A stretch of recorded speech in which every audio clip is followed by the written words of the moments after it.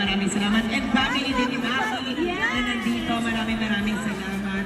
And ng kalsada, tapos binangga. Utos ni Derek. Ako gusto talaga personally, I would like to thank Ja for being in the music video. Nagustuhan niyo ba? And I would like to thank you for getting that opportunity kasi minsan lang to. Grabe, sobrang busy ng schedule ng SB19. Pupunta pa sila sa ibang bansa for Lollapalooza, Summer Sonic.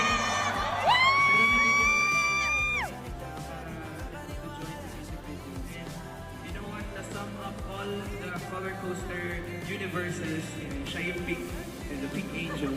Na kasama natin. So, thank you so much.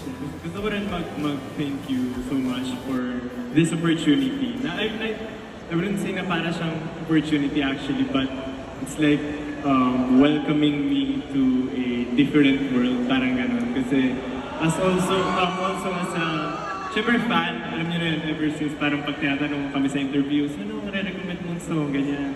Sabi ko, bugha, ganyan, okay song. And yun nga, parang being part of this music video, super happy as a Zushi, katulad niya, Zushi.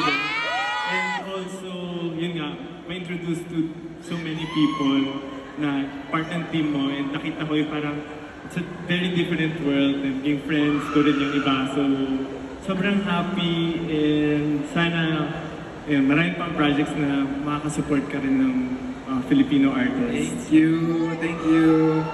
Parang medyo bitin kasi yung music video, no?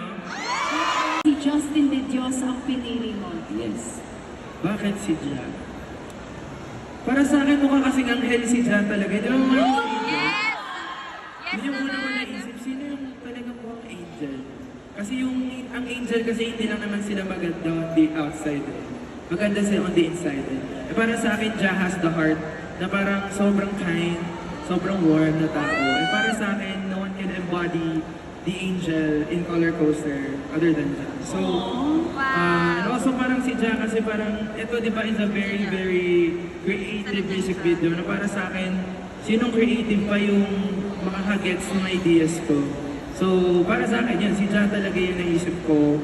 At siya yung una naming naisip at siya rin yung unang tumanggap. So, thank you Ja! Thank you again! Thank you, Ja! Pero totoo yan. As in, napaka-genuine na person talaga si Ja. And I love yung tandem niyo because you're both very genuine.